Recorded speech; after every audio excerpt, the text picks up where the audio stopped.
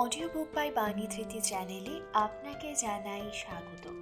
পড়ে শোনাচ্ছিলাম বঙ্কিমচন্দ্র চট্টোপাধ্যায়ের লেখা দুর্গেশ নন্দিনী।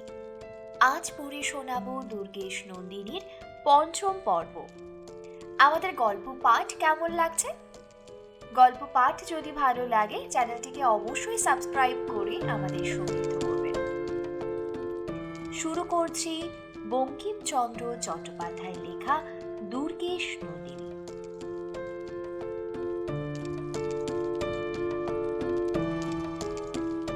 বিংশ পরিচ্ছেদ। প্রকোষ্ঠে প্রকোষ্ঠে। বিমুক্তি লাভ করিয়া বিমলার প্রথম কার্য বীরেন্দ্র সিংহকে সংবাদ দান। ঊর্ধ্বশ্বাসে বীরেন্দ্রের শয়ন কক্ষাভিমুখে ধাবমান হইলেন। অর্ধপথ যাইতে না যাইতেই আল্লাহ! পাঠান সেনার চিৎকার ধ্বনি তাহার কর্ণে প্রবেশ করিল। এ কি, পাঠান সেনার জয়ধ্বনি বলিয়া বিমলা ব্যাকুলিত হইলেন। ক্রমে অতিশয় কোলাহল শ্রবণ করিতে পাইলেন। বিমলা বুঝিলেন দুর্গবাসীরা জাগরিত হইয়াছে। ব্যস্ত হইয়া বীরেন্দ্র সিংহের শয়ন কক্ষে গমন করিয়া দেখেন যে কক্ষ মধ্যে অত্যন্ত কোলাহল। পাঠান সেনা দ্বার ভঙ্গ করিয়া কক্ষ মধ্যে প্রবেশ করিয়াছে। বিমলা উকি মারিয়া দেখিলেন যে বীরেন্দ্র সিংহের মুষ্টি দৃঢ়বদ্ধ, হস্তে নিষ্কাশিত অসি, অঙ্গে রুধির ধারা। তিনি উন্মত্তের ন্যায় অসি ঘূর্ণিত করিতেছেন। তাহার যুদ্ধোদ্যম বিফল হইল। একজন মহাবল পাঠানের দীর্ঘ তরবারির আঘাতে বীরেন্দ্রের অসি হস্তচ্যুত হইয়া দূরে নিক্ষিপ্ত হইল। বীরেন্দ্র সিংহ বন্দী হইলেন। বিমলা দেখিয়া শুনিয়া হতাশ হইয়া তথা হইতে প্রস্থান করিলেন। এখনো তিলোত্তমাকে রক্ষা করিবার সময় আছে। বিমলা তাহার কাছে দৌড়িয়া গেলেন। পথিমধ্যে দেখিলেন তিলোত্তমার কক্ষে প্রত্যাবর্তন করা দুঃসাধ্য। সর্বত্র পাঠান সেনা বেপিয়াছে। পাঠান দিকে যে দুর্গজয় হইয়াছে তাহাতে আর সংশয় নাই। বিমলা দেখিলেন তিলোত্তমার ঘরে যাইতে পাঠান সেনার হস্তে পড়িতে হয়। তিনি তখন ফিরিলেন। কাতর হইয়া চিন্তা করিতে লাগিলেন, কি করিয়া জগৎ সিংহ আর তিলোত্তমাকে এই বিপত্তিকালে সংবাদ দেবেন। বিমলা একটি কক্ষ মধ্যে দাঁড়াইয়া চিন্তা করিতেছেন। এমন সময়ে কয়েকজন সৈনিক অন্য ঘর লুট করিয়া সেই ঘর লুটিতে আসিতেছে দেখিতে পাইলেন। বিমলা অত্যন্ত শঙ্কিত হইয়া ব্যস্তে কক্ষস্থ একটি সিন্দুকের পার্শ্বে ঢুকাইলেন। সৈনিকেরা আসিয়া ওই কক্ষস্থ দ্রব্যজাত লুট করিতে লাগিল। বিমলা দেখিলেন নিস্তার নাই। লুটেরা সকল যখন ওই সিন্দুক খুলিতে আসিবে তখন তাহাকে অবশ্য ধৃত করিবে। বিমলা সাহসে নির্ভর করিয়া কিঞ্চিৎকাল অপেক্ষা করিলেন এবং সিন্দুক পার্শ্ব হইতে সাবধানে সেনাগণ কি করিতেছে দেখিতে লাগিলেন। বিমলার অতুল সাহস। বিপদকালে সাহস বৃদ্ধি হইল। যখন দেখিলেন যে সেনাগণ নিজ নিজ দস্যু বৃত্তিতে বিবৃত হইয়াছে তখন নিঃশব্দ পদবিক্ষেপে সিন্দুক পার্শ্ব হইতে নির্গত হইয়া পলায়ন করিলেন। সেনাগণ লুঠে ব্যস্ত, তাহাকে দেখিতে পাইল না। বিমলা প্রায় কক্ষদ্বার পশ্চাৎ করেন। এমন সময়ে একজন সৈনিক আসিয়া পশ্চাৎ হইতে তাহার হস্ত ধারণ করিল। বিমলা ফিরিয়া দেখিলেন রহিম শেখ। সে বলিয়া উঠিল, তবে পলাতক, আর কোথায় পালাবে? দ্বিতীয়বার রহিমের কর কবলিত হওয়াতে বিমলার মুখ শুকাইয়া গেল, কিন্তু সে ক্ষণকাল মাত্র। তেজস্বিনী বুদ্ধির প্রভাবে তখনই মুখ আর হর্ষোৎফুল্ল হইল। বিমলা মনে মনে কহিলেন, ইহারই দ্বারা সকর্ম উদ্ধার করিব। তাহার কথার প্রত্যুত্তর করিলেন, চুপ করো, আস্তে বাহিরে আইসো। এই বলিয়া বিমল রহিম শেখের হস্ত ধরিয়া বাহিরে টানিয়া আনিলেন। রহিমও ইচ্ছাপূর্বক আসিল। বিমলা তাহাকে নির্জনে পাইয়া বলিলেন, ছি ছি ছি ছি, তোমার এমন কর্ম! আমাকে রাখিয়া তুমি কোথায় গিয়াছিলে? আমি তোমাকে না তল্লাশ করিয়াছি এমন স্থান নাই। বিমলা আবার সেই কটাক্ষ শেখজির প্রতি নিক্ষেপ করিলেন। শেখজির গোসা দূর হইল, বলিল, আমি সেনাপতিকে জগৎ সিংহের সংবাদ দিবার জন্য তল্লাশ করিয়া বেড়াইতেছিলাম। সেনাপতি নাগাল না পাইয়া তোমার তল্লাশে ফিরিয়া আসিলাম। তোমাকে ছাদে না দেখিয়া নানা স্থানে তল্লাশ করিয়া বেড়াইতেছি। বিমলা কহিলেন, আমি তোমার বিলম্ব দেখিয়া মনে করিলাম তুমি আমাকে ভুলিয়া গেলে, এই জন্য তোমার তল্লাশে আসিয়াছিলাম। এখন আর বিলম্বে কাজ কি? তোমাদের দুর্গ অধিকার হইয়াছে, এই সময়ে পালাইবার উদ্যোগ দেখা ভালো। রহিম কহিল, আজ না, কাল প্রাতে। আমি না বলিয়া কৃপকারে যাইব। কাল প্রাতে সেনাপতির নিকট বিদায় লইয়া যাইব। বিমলা কহিলেন, তবে চলো, এই বেলা আমার অলঙ্কারেদি যাহা আছে হস্তগত করিয়া রাখি, নচে তার কোনো সিপাহী লুট করিয়া লইবে। সৈনিক কহিল, চলো। রহিমকে সমবে ব্যাহারে লইয়া তাৎপর্য এই যে সে বিমলাকে অন্য সৈনিকের হস্ত হইতে রক্ষা করিতে পারিবে। বিমলার সতর্কতা অচিরাৎ প্রমাণীকৃত হইল। তাহারা কিয়দ্দূর যাইতে না যাইতেই আরেক দল অপহরণাসক্ত সেনার সম্মুখে পড়িল।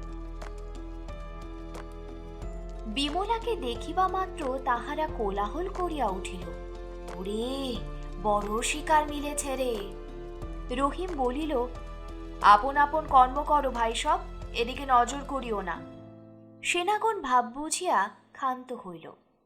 একজন কহিল, রহিম, তোমার ভাগ্য ভালো, এখন নবাব মুখের গ্রাস না কাড়িয়া লয়। রহিম ও বিমলা চলিয়া গেল। বিমলা রহিমকে নিজ শয়নকক্ষের নিচের ঘরে লইয়া গিয়া কহিল, এই আমার নিচের ঘর, এই ঘরের যে যে সামগ্রী লইতে ইচ্ছা হয় সংগ্রহ করো। ইহার উপরে আমার শুইবার ঘর, আমি তথা হইতে অলঙ্কারাদি লইয়া শীঘ্র আসিতেছি। এই বলিয়া তাহাকে একগোছা চাবি ফেলিয়া দিলেন।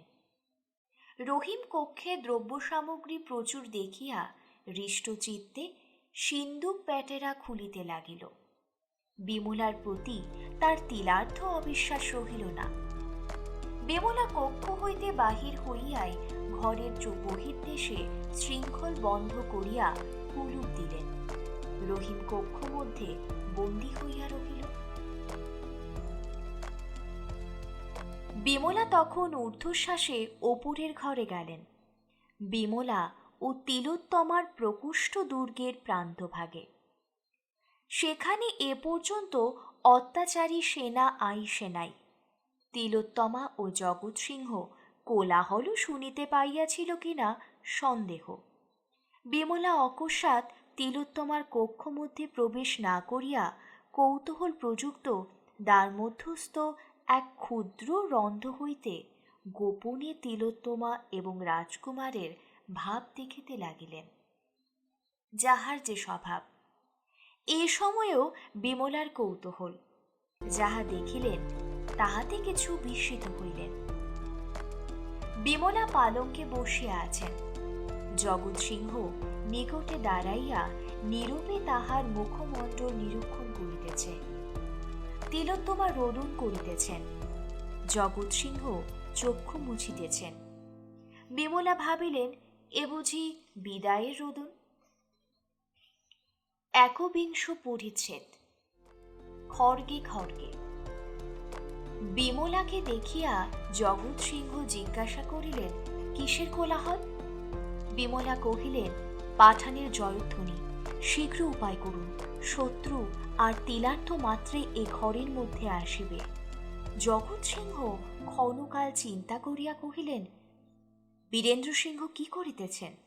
বিমলা কহিলেন, তিনি শত্রু হস্তে বন্দী হইয়াছেন। তিলোত্তমার কণ্ঠ হইতে অস্ফুট চিৎকার নির্গত হইল। তিনি পালঙ্কে মূর্ছিত হইয়া পড়িলেন। জগৎ সিংহ বিশুষ্ক মুখ করিয়া বিমলাকে কহিলেন, দেখো দেখো, তিলোত্তমাকে দেখো। বিমলা তৎক্ষণাৎ গোলাপ পাশ হইতে গোলাপ লইয়া তিলোত্তমার মুখে, কণ্ঠে, কপলে সিঞ্চন করিলেন এবং কাতর চিত্তে ব্যঞ্জন করিতে লাগিলেন। শত্রু কোলাহল আরো নিকট হইল। বিমলা প্রায় রোদন করিতে করিতে কহিলেন, ওই আসিতেছে, রাজপুত্র, কি হইবে? জগৎ সিংহের চক্ষু হইতে অগ্নিস্ফুলিঙ্গ নির্গত হইতে লাগিল। কহিলেন, একা কি করিতে পারি, তবে তোমার সখীর রক্ষার্থে প্রাণ ত্যাগ করিব। শত্রুর ভীমনাদ আরও নিকটবর্তী হইল। অস্ত্রের ঝঞ্ঝনাও শোনা যাইতে লাগিল। বিমলা চিৎকার করিয়া বলিয়া উঠিল, তিলোত্তমা, এই সময়ে তুমি কেন অচেতন হইলে? তোমাকে কি প্রকারে রক্ষা করিব? তিলোত্তমা চক্ষু উন্মিত করিলেন। বিমলা কহিলেন, তিলোত্তমার জ্ঞান হইতেছে, রাজকুমার, রাজকুমার, এখনো তিলোত্তমাকে বাঁচাও। রাজকুমার কহিলেন, ঘরের মধ্যে থাকিলে কার সাধ্য রক্ষা করে? এখনো যদি ঘর হইতে বাহিরে যাইতে পারিতে, তবে আমি তোমাদিগকে দুর্গের বাহিরে লইয়া যাইতে পারিতাম, কিন্তু তিলোত্তমারও তো গতিশক্তি নাই। বিমলা, ওই পাঠান সিঁড়িতে উঠিতেছে, আমি অগ্রে প্রাণ দিবই, কিন্তু পরিতাপ যে প্রাণ দিয়াও তোমাদের বাঁচাইতে পারিলাম না। বিমলা পলক মধ্যে তিলোত্তমাকে ক্রৌড়ি তুলিয়া কহিলেন, তবে চলুন, আমি তিলোত্তমাকে লইয়া যাইতেছি। বিমলা আর জগৎ সিংহ 3 লম্ফে কক্ষদ্বারে আসিলেন। 4 জন পাঠান সৈনিক সেই সময়ে বেগে ধাবমান হইয়া কক্ষদ্বারে আসিয়া পড়িল। জগৎ সিংহ কহিলেন, বিমলা, আর হইল না, আমার পশ্চাৎ আইসো। পাঠানেরা শিকার সম্মুখে পাইয়া আল্লাহ চিৎকার করিয়া পিশাচের ন্যায় লাফাইতে লাগিল। কোটিস্থিত অস্ত্রে ঝঞ্ঝনা বাজিয়া উঠিল। সে চিৎকার শেষ হইতে না হইতেই জগৎ সিংহের অসি একজন পাঠানের হৃদয়ে আমূলে সমারোপিত হইল। ভীম চিৎকার করিতে করিতে পাঠান প্রাণ ত্যাগ করিল। পাঠানের বক্ষ হইতে অসি তুলিবার পূর্বেই আরেকজন পাঠানের বর্ষাফলক জগৎ সিংহের গ্রীবাদেশে আসিয়া পড়িল। বর্ষা পড়িতে না পড়িতেই বিদ্যুৎদয় হস্তচালনা দ্বারা কুমার সেই বর্ষা বাম করে ধৃত করিলেন এবং তৎক্ষণাৎ সেই বর্ষারই প্রতিঘাতে বর্ষা নিক্ষেপীকে ভূমিশায়ী করিলেন। বাকি 2 জন পাঠান নিমেষ মধ্যে এককালে জগৎ সিংহের মস্তক লক্ষ্য করিয়া অসির প্রহার করিলেন। জগৎ সিংহ পলক ফেলিতে অবকাশ না লইয়া দক্ষিণ হস্তস্থ অসির আঘাতে একজনের অসি হইতে প্রকোষ্ঠাচ্ছেদ করিয়া ভূতলে ফেলিলেন। দ্বিতীয়ের প্রহারে নিবারণ করিতে পারিলেন না। অসি মস্তকে লাগিল না বটে, কিন্তু স্কন্ধ দেশে দারুণ আঘাত পাইলেন। কুমার আঘাত পাইয়া যন্ত্রণায় ব্যাৎসরপৃষ্ট ব্যাঘ্রের ন্যায় দ্বিগুণ প্রচণ্ড হইলেন। পাঠান অসি তুলিয়া পুনরাঘাতের উদ্যোগ করিতে না করিতেই কুমার 2 হস্তে দৃঢ়তর মুষ্টিবদ্ধ করিয়া ভীষণ অসি ধারণ পূর্বক লাফ দিয়া আঘাতকারী পাঠানের মস্তকে মারিলেন। উষ্ণীর সহিত পাঠানের মস্তক 2 খণ্ড হইয়া পড়িল। কিন্তু এই অবসরে যে সৈনিকের হস্তচ্ছেদ হইয়াছিল, সে বাম হস্তে কোটি হইতে তীক্ষ্ণ ছুরিকা নির্গত করিয়া রাজপুত্রের শরীর লক্ষ্য করিল। যেমন রাজপুত্রের উল্লস্ফীত শরীর ভূতলে অবতরণ করিতেছিল, অমনি সে ছুরিকা রাজপুত্রের বিশাল বাহু মধ্যে গভীরে বিধিয়া গেল। রাজপুত্র সে আঘাত সূচিবেদ মাত্র জ্ঞান করিয়া পাঠানের কোটি দেশে পর্বতবৎ পদাঘাত করিলেন। যবন দূরে নিক্ষিপ্ত হইয়া পড়িল। রাজপুত্র বেগে ধাবমান হইয়া তাহার শিরশ্ছেদ করিয়া উদ্যত হইয়াছিল। এমন সময় ভীমনাদে আল্লাহ শব্দ করিয়া অগণিত পাঠান সেনা স্রোত কক্ষ মধ্যে প্রবেশ করিল। রাজপুত্র দেখিলেন যুদ্ধ করা কেবল মরণের কারণ। রাজপুত্রের অঙ্গ রুধিরে প্লাবিত হইতেছে। রুধিরোৎসর্গে দেহ মনে ক্রমে ক্ষীণ হইয়া আসিতেছে। তিলোত্তমা এখনো বিচেতন হইয়া বিমলার ক্রোড়ে রহিয়া আছে। বিমলা তিলোত্তমাকে ক্রোড়ি করিয়া কাটিতেছেন। তাহারও বস্ত্র রাজপুত্রের রক্তে আর্দ্র হইয়াছে। কক্ষ পাঠান সেনায় পরিপূর্ণ হইল। রাজপুত্র আবার অসির উপর ভর করিয়া নিঃশ্বাস ছাড়িলেন। একজন পাঠান কহিল, রে নফর, অস্ত্র ত্যাগ কর, তোরে প্রাণে মারিব না। নির্বেণ্য মুখ অগ্নিতে যেন কেহ ঘৃতাহুতি দিল। অগ্নি শিখাবৎ লম্ফ দিয়া কুমার দাম্ভিক পাঠানের মস্তক ছেদ করিয়া নিজে চরণ তলে পড়িলেন। অসি ঘুরাইয়া ডাকিয়া কহিলেন, যবন, রাজপুতেরা কি প্রকারে প্রাণ ত্যাগ করে দেখ। অনন্তর বিদ্যুৎতয় কুমারীর অসি চমকিতে লাগিল। রাজপুত্র দেখিলেন যে একাকী আর যুদ্ধ হইতে পারে না। কেবল যত পারেন শত্রু নিপাত করিয়া প্রাণত্যাগ করিয়া তাহার উদ্দেশ্য হইল। এই অভিপ্রায়ে শত্রু তরঙ্গের মধ্যস্থলে পড়িয়া বজ্র মুষ্টিতে দুই হস্তে অসি ধারণ পূর্বক সঞ্চালন করিতে লাগিলেন। আর আত্মরক্ষার দিকে কিছুমাত্র মনোযোগ রহিল না। কেবল অজস্র আঘাত করিতে লাগিলেন। 1, 2, 3 প্রতি আঘাতেই হয় কোনো পাঠান ধরাশায়ী, নচেৎ কাহারও অঙ্গচ্ছেদ হইতে লাগিল। রাজপুত্রের অঙ্গের চতুর্দিক হইতে বৃষ্টি ধারাবৎ অস্ত্রাঘাত হইতে লাগিল। আর হস্ত চলে না। ক্রমে ভুরি ভুরি আঘাতে শরীর হইতে রক্ত প্রবাহ নির্গত হইয়া বাহু ক্ষীণ হইয়া আসিল। মস্তক ঘুরিতে লাগিল। চক্ষে ধূমাকার দেখিতে লাগিলেন। কর্ণে অস্পষ্ট কোলাহল মাত্র প্রবেশ করিতে লাগিল। রাজপুত্রকে কেহ প্রাণে বধ করিও না। জীবিতাবস্থায় ব্যাঘ্রকে পিঞ্জরাবদ্ধ করিলেই হইবে। এই কথার পর আর কোনো কথা রাজপুত্র শুনিতে পাইলেন না। ওসমান খাঁ এই কথা বলিয়াছেন। রাজপুত্রের বাহু যুগল শিথিল হইয়া লম্বমান হইয়া পড়িল। বলহীন মুষ্টি হইতে অসি ঝঞ্ঝনা সহকারে ভূতলে পড়িয়া গেল। রাজপুত বিচেতন হইয়া স্বর্গনিক নিহিত এক পাঠানের মৃতদেহের ওপর মূর্ছিত হইয়া পড়িলেন। 20 পাঠান রাজপুত্রের উষ্ণিসের রত্ন আরোহণ করিতে ধাবমান হইল।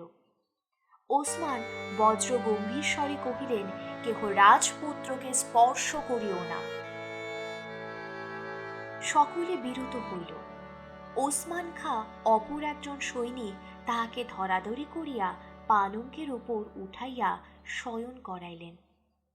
জগৎ সিংহ চারিদণ্ড পূর্বে তিলার্থ জন্য আশা করিতেছিলেন যে তিলোত্তমাকেও বিবাহ করিয়া একদিন সেই এই পালঙ্কে তিলোত্তমার সহিত বিরাজ করিবেন। সে পালঙ্ক তাহার মৃত্যু শয্যা প্রায় হইল। জগৎ সিংহকে শয়ন করাইয়া ওসমান খাঁ সৈনিক দিগকে জিজ্ঞাসা করিলেন, স্ত্রীলোকেরা কই? ওসমান বিমলা ও তিলোত্তমাকে দেখিতে পাইলেন না। যখন দ্বিতীয়বার সেনা প্রবাহ কক্ষ মধ্যে প্রবাহিত হয়, তখন বিমলা ভবিষ্যৎ বুঝিতে পারিয়াছিলেন। উপায়ন্ত বিরহে পালঙ্ক তলে তিলোত্তমাকে লইয়া লুক্কায়িত হইয়াছেন, তাহা কেহ দেখে নাই। ওসমান তাহাদিগকে না দেখিতে পাইয়া কহিলেন, স্ত্রীলোকেরা কোথায়? তোমরা তাবৎ দুর্গ মধ্যে অন্বেষণ করো। বাদী ভয়ানক বুদ্ধিমতী, সে যদি পলায় তবে আমার মন নিশ্চিত থাকিবে না। কিন্তু সাবধান, বীরেন্দ্রর কন্যার প্রতি যেন কোনো অত্যাচার না হয়। সেনাগণ কতক কতক দুর্গের অন্যান্য ভাগে অন্বেষণ করিতে গেল। দু একজন কক্ষ মধ্যে অনুসন্ধান করিতে লাগিল। একজন অন্য একদিক দেখিয়া আলো হইয়া পালঙ্ক তল মধ্যে দৃষ্টিপাত করিল। যাহা সন্ধান করিতেছিল তাহা দেখিতে পাইয়া কহিল, এইখানেই আছে। ওসমানের মুখ হর্ষপ্রফুল্ল হইল। কহিলেন, তোমরা বাহিরে আইসো, কোনো চিন্তা নাই। বিমলা অগ্রে বাহির হইয়া তিলোত্তমাকে বাহিরে আনিয়া বসাইলেন। তখন তিলোত্তমার চৈতন্য হইতেছে, বসিতে পারিলেন। ধীরে ধীরে বিমলা জিজ্ঞাসা করিলেন, আমরা কোথায় আসিয়াছি? বিমলা কানে কানে কহিলেন, কোনো চিন্তা নাই, অবগুণ্ঠন দিয়া বসো। যে ব্যক্তি অনুসন্ধান করিয়া বাহির করিয়াছিল সে ওসমানকে কহিল, জনাব, গোলাম খুঁজিয়া বাহির করিয়াছি। ওসমান কহিলেন, তুমি পুরস্কার প্রার্থনা করিতেছ? তোমার নাম কি? সে কহিল, গোলামের নাম করিম বক্স। কিন্তু করিম বক্স বলিলে কেহ চেনে না। পূর্বে আমি মোগল সৈন্য ছিলাম, এই জন্য সকলে রহস্যে আমাকে মোগল সেনাপতি বলিয়া ডাকে। বিমলা শুনিয়া শিহরিয়া উঠিলেন। অভিরাম স্বামীর জ্যোতির গণনা তাহার স্মরণ হইল। ওসমান কহিলেন, আচ্ছা, স্মরণ থাকিবে। দ্বিতীয় খণ্ড। প্রথম পড়েছে। জগৎ সিংহ যখন চক্ষুর উন্মীলন করিলেন তখন দেখিলেন যে তিনি সুরম্য রম্য মধ্যে পঞ্জমকে শয়ন করিয়া আছেন। যে ঘরে তিনি শয়ন করিয়া আছেন তথায় যে আর কখনো আসিয়াছিলেন এমত বোধ হইল না।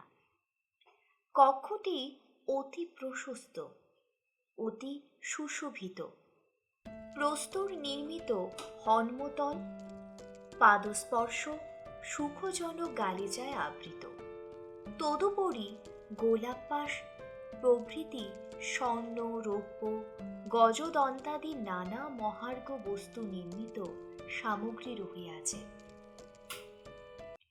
কক্ষদ্বারে বা গবাক্ষে নীল পর্দা আছে।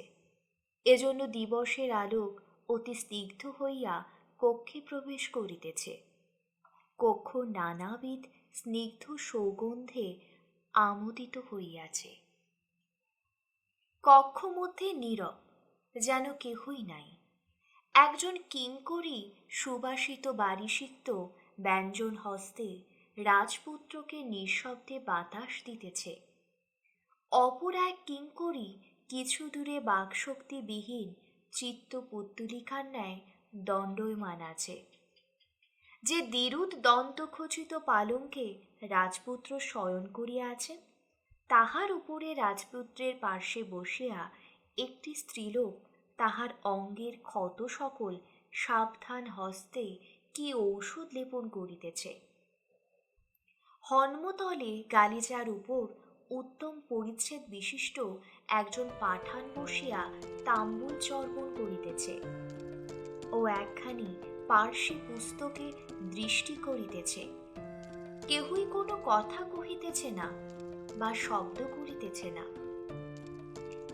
রাজপুত্র চক্ষুর উন্মীলন করিয়া কক্ষের চতুর্দিকে দৃষ্টিপাত করিলেন। পাশ ফিরিয়া চেষ্টা করিলেন, কিন্তু তিলার্ধ সরিতে পারিলেন না। সর্বাঙ্গে দারুণ বেদনা। পর্যাঙ্কে যে স্ত্রীলোক বসিয়াছিল সে রাজপুত্রের উদ্যম দেখিয়া অতি মৃদু বীণাবৎ মধুর স্বরে কহিল, স্থির থাকুন, চঞ্চল হইবেন না। রাজপুত্র ক্ষীণস্বরে কহিলেন, আমি কোথায়? সেই মধুর স্বরে উত্তর হইল, কথা কইবেন না, আপনি উত্তম স্থানে আছেন, চিন্তা করিবেন না, কথা কহিবেন না। রাজপুত্র পুনশ্চ অতি ক্ষীণস্বরে জিজ্ঞাসা করিলেন, বেলা কত? মধুর ভাষিনী পুনরূপী অস্ফুট বচনে কহিল, অপরাহ্ন। আপনি স্থির হন, কথা কহিলে আরোগ্য পাইতে পারিবেন না। আপনি চুপ না করিলে আমরা উঠিয়া যাইব। রাজপুত্র কষ্টে কহিলেন, আর একটি কথা, তুমি কে? রমণী কহিল, আয়েশা।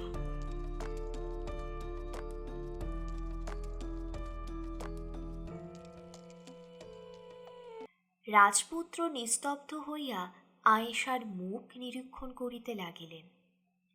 আর কোথাও কি ইহাকে দেখিয়াছেন? না, আর কখনো দেখেন নাই, সে বিষয়ে নিশ্চিত প্রতীত হইল। আয়েশার বয়ক্রম দাবিংশতি বৎসর হইবে। আয়েশা দেখিতে পরমা সুন্দরী, কিন্তু সেই রীতির সৌন্দর্য দুই চারি শব্দে সেরূপ প্রকটিত করা দুঃসাধ্য। তিলোত্তমাও পরম রূপবতী, কিন্তু আয়েশার সৌন্দর্য সে রীতির নহে। স্থির যৌবনা বিমলারও একাল পর্যন্ত রূপের ছটা লোকমনোমোহিনী ছিল। আয়েশার রূপরসী তদনুরূপ নহে। কোন কোন তরুণীর সৌন্দর্য বসন্তী মল্লিকার ন্যায়, নবস্ফুট, বৃঢ়া সংকুচিত, কোমল, নির্মল, পরিমলময়। তিলোত্তমার সৌন্দর্য সেই রূপ। কোন রমণীর রূপ অপরাহ্নের স্থলপদ্মের ন্যায়, নির্বাস, মুদ্রিতোন্মুখ, স্বল্প পল্লব, অথচ সুশোভিত, অধিক বিকশিত, অধিক প্রভাব বিশিষ্ট, মধু পরিপূর্ণ। বিমলা সেই রূপ সুন্দরী।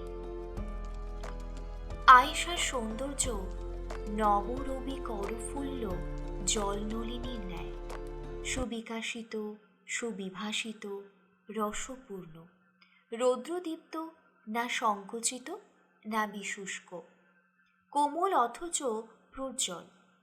পূর্ণদল রাজি হইতে রৌদ্র প্রতিফলিত হইতেছে, অথচ মুখে হাসি ধরে না। পাঠক মহাশয় রূপের আলো কখনো দেখিয়াছেন? না দেখিয়া থাকেন, শুনিয়া থাকিবেন। অনেক সুন্দরী রূপে 10 দিক আলো করে। শোনা যায় অনেকের পুত্রবধূ ঘর আলো করিয়া থাকেন। ব্রজধামে আর নিশুম্ভের যুদ্ধে কালরূপেও আলো হইয়াছিল।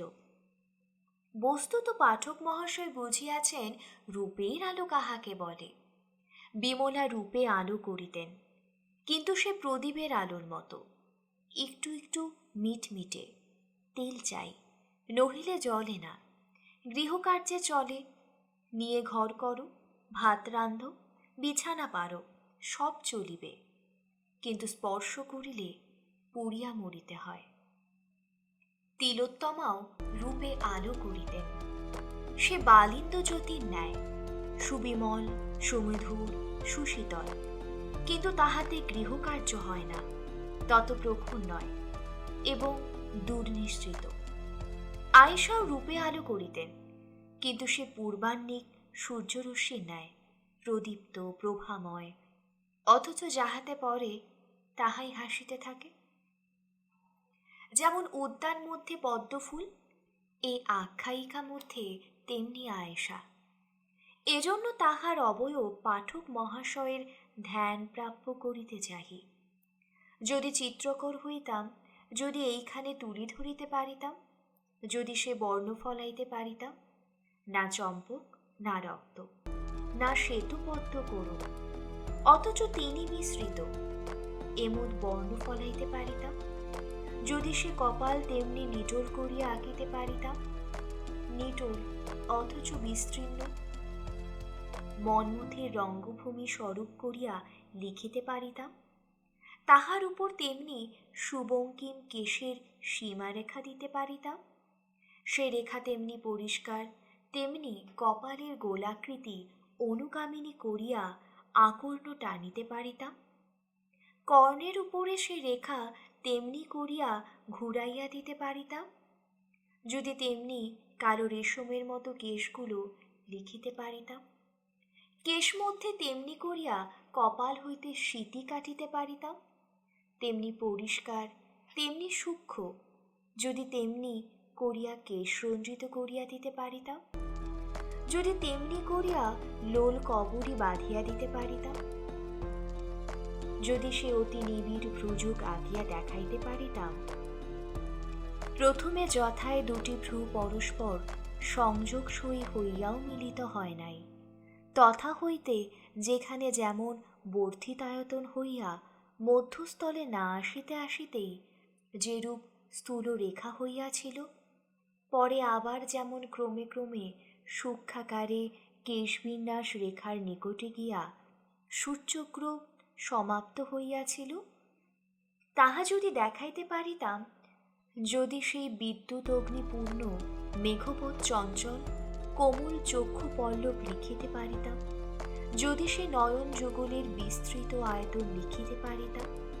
তাহার উপরি পল্লব এবং অধ পল্লবে সুন্দর বঙ্কিম ভঙ্গি, যে চক্ষুর নীলাক্ত প্রভা, তাহার ভ্রমর কৃষ্ণ স্থূল তারা লিখিতে পারিতাম, যদি সে গর্ভ বিস্ফারিত রন্ধ্র সমেত সুনাসা, সে রসময় ওষ্ঠধর, সে কবরী পৃষ্ঠ প্রস্তুর শ্বেত গ্রীবা, সেই কর্ণাভরণ স্পর্শ প্রার্থী পিবারাংশ যে স্থূল কোমল রত্নালঙ্কার খচিত বাহু, যে অঙ্গুলিতে রত্নাঙ্গুরীয় হীনভাস হইয়াছে সে অঙ্গুলি, যে পদ্মারক্ত কোমল করপল্লব, সে মুক্তাহার প্রভানিন্দী পিবারোন্নত বক্ষ, যে ঈর্ষদীর্ঘ বপুর মনোমোহন ভঙ্গি, যদি সকলই লিখিতে পারিতাম, তথাপি তুলি স্পর্শ করিতাম আয়েশার সৌন্দর্য রস, যে সমুদ্রের কৌস্তব রত্ন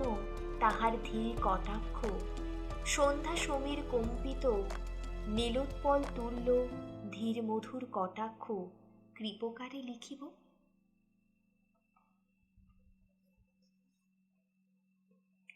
রাজপুত্র আয়েশার প্রতি অনেকক্ষণ নিরীক্ষণ করিতে লাগিলেন। তাহার তিলোত্তমাকে মনে পড়িল। স্মৃতিমাত্র হৃদয় যেন বিদীর্ণ হইয়া গেল। শিরাসমূহ মধ্যে রক্তস্রোত প্রবল বেগে প্রবাহিত হইল। গভীর ক্ষত হইতে পুনর্বার রক্ত প্রবাহ ছুটিল। রাজপুত্র পুনর্বার বিচেতন হইয়া চক্ষু মুদ্রিত করিলেন। খট্টারুরু সুন্দরী তৎক্ষণাৎ ত্রস্তে গাত্রোত্থান করিলেন। যে ব্যক্তি গালিচায় বসিয়া পুস্তক পাঠ করিতেছিল, সে মধ্যে মধ্যে পুস্তক হইতে চক্ষু তুলিয়া সপ্রেম দৃষ্টিতে আয়েশাকে নিরীক্ষণ করিতেছিল। এমনকি যুবতী পালঙ্ক হইতে উঠিলে তাহার যে কর্ণাভরণ দুলিতে লাগিল, পাঠান তাহাই অনেকক্ষণ অপরিতৃপ্ত লোচন দেখিতে লাগিল। আয়েশা গাত্রোত্থান করিয়া ধীরে ধীরে পাঠানের নিকট গমনপূর্বক তাহার কানে কানে কহিলেন, ওসমান, শীঘ্র হকিমের নিকট লোক পাঠাও। দুর্গজেতা ওসমান খাই গালিচায় বসিয়াছিলেন। আয়েশার কথা শুনিয়া তিনি উঠিয়া গেলেন। আয়েশা একটা রূপার সোপায়ায় যে পাত্র ছিল, তাহা হইতে একটু জলবৎ দ্রব্য পুনর্মূর্ছাগত রাজপুত্রের কপালে মুখে সিঞ্চন করিতে লাগিলেন। ওসমান খা অচিরাৎ হকিম লইয়া প্রত্যাগমন করিলেন। হকিম অনেক যত্নে রক্তস্রাব নিবারণ করিলেন। নানাবিধ ঔষধ আয়েশার নিকট দিয়া মৃদু মৃদু স্বরে সেবনের ব্যবস্থা উপদেশ করিলেন। আয়েশা কানে কানে জিজ্ঞাসা করিলেন, কেমন অবস্থা দেখিতেছেন? হকিম কহিলেন, জ্বর অতি ভয়ানক। হকিম যখন বিদায় লইয়া প্রতিগমন করেন, তখন ওসমান তাহার পশ্চাৎ পশ্চাৎ গিয়া দ্বারদেশে তাহাকে মৃদুস্বরে কহিলেন, রক্ষা পাইবে? হকিম কহিলেন, আকার নহে, পুনর্বার যাতনা হইলে আমাকে ডাকিবেন। দ্বিতীয় পরিচ্ছেদ। কুসুমের মধ্যে পাষাণ। সেই দিবস অনেক রাত্রি পর্যন্ত আয়েশা ও ওসমান জগৎ সিংহের নিকট বসিয়া রহিলেন। জগৎ সিংহের কখন চেতনা হইতেছে, কখন মূর্ছা হইতেছে, হকিম অনেকবার আসিয়া দেখিয়া গেলেন। আয়েশা অবিশ্রান্ত হইয়া কুমারের শুশ্রূষা করিতে লাগিলেন। যখন দ্বিতীয় প্রহর, তখন একজন পরিচারিকা আসিয়া আয়েশাকে বলিল যে বেগম তাহাকে স্মরণ করিয়াছেন। যাইতেছি বলিয়া আয়েশা গাত্রোত্থান করিলেন। ওসমানও গাত্রোত্থান করিলেন। আয়েশা জিজ্ঞাসা করিলেন, তুমি উঠিলে? ওসমান কহিলেন, রাত্রি হইয়াছে, চলো তোমাকে রাখিয়া আসি। আয়েশা দাসদাসীদিগকে সতর্ক থাকিতে আদেশ করিয়া মাতৃগৃহ অভিমুখে চলিলেন। পথে ওসমান জিজ্ঞাসা করিলেন, তুমি কি আজ বেগমের নিকটে থাকিবে? আয়েশা কহিলেন, না, আমি আবার রাজপুত্রের নিকট প্রত্যাগমন করিব। ওসমান কহিলেন, আয়েশা, তোমার গুণের সীমা দিতে পারি না। তুমি এই পরম শত্রুকে যে যত্ন করিয়া শুশ্রূষা করিতেছ, ভগিনী ভ্রাতার জন্য এমন করে না। তুমি ইহার প্রাণদান করিতেছ।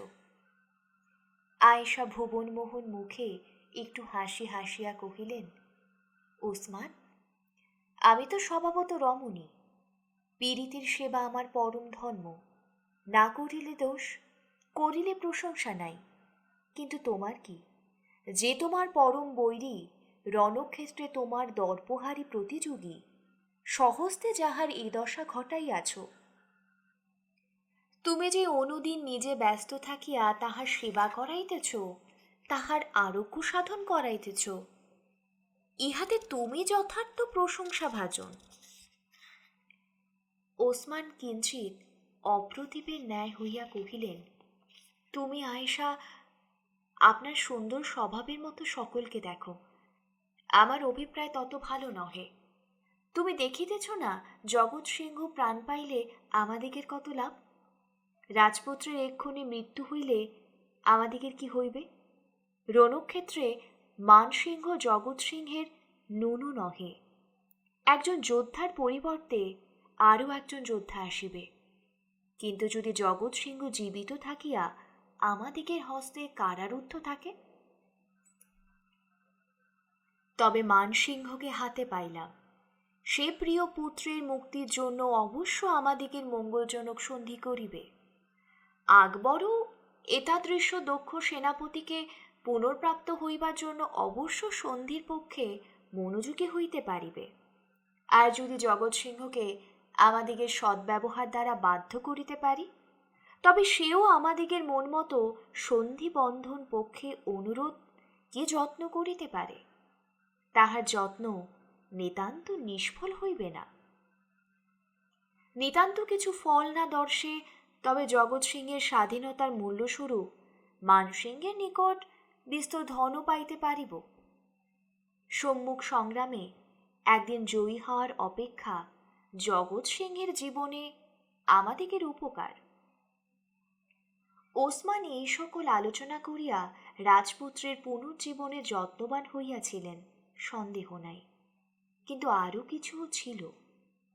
কাহারও কাহারও অভ্যাস আছে যে পাছে লোকে দয়ালু চিত্ত বলে, সেই লজ্জায় আশঙ্কায় কাঠিন্য প্রকাশ করেন এবং দানশীলতা নারী স্বভাব সিদ্ধ বলিয়া উপহাস করিতে করিতে পরোপকার করেন। লোকে জিজ্ঞাসিলে বলেন, ইহাতে আমার বড় প্রয়োজন আছে। আয়েশা বিলক্ষণ জানিতেন ওসমান তাহারই একজন। হাসিতে হাসিতে বলিলেন, ওসমান, সকলেই যেন তোমার মতো স্বার্থপরতায় দূরদর্শী হয়, তাহা হইলে আর ধর্মে কাজ নাই। ওসমান কিঞ্চিৎকাল ইতস্তত করিয়া মৃদুতর স্বরে কহিলেন, আমি যে পরম স্বার্থপর তাহার আরেক প্রমাণ দিতেছি।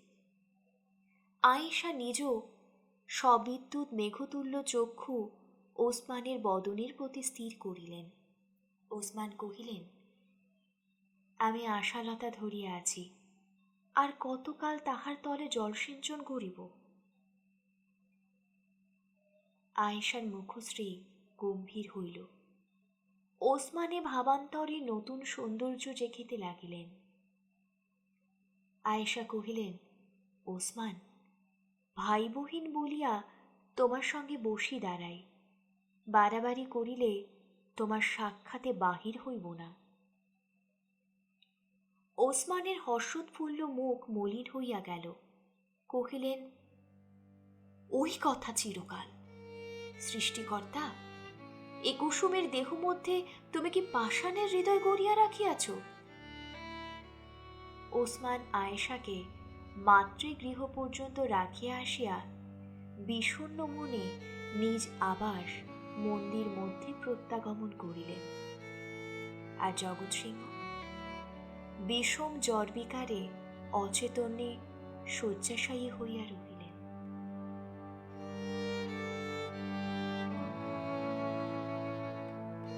আপনারা শুনছিলেন বঙ্কিমচন্দ্র চট্টোপাধ্যায়ের লেখা দুর্গেশ নন্দিনী। আজ পড়ে শোনালাম দুর্গেশ নন্দিনীর পঞ্চম পর্ব। আমাদের গল্প পাঠ কেমন লাগছে কমেন্ট করে অবশ্যই জানাবেন। আমাদের গল্প পাঠ যদি ভালো লাগে চ্যানেলটিকে অবশ্যই সাবস্ক্রাইব করে আমাদের সমৃদ্ধ করবেন। প্রত্যেকে অনেক ভালো থাকুন।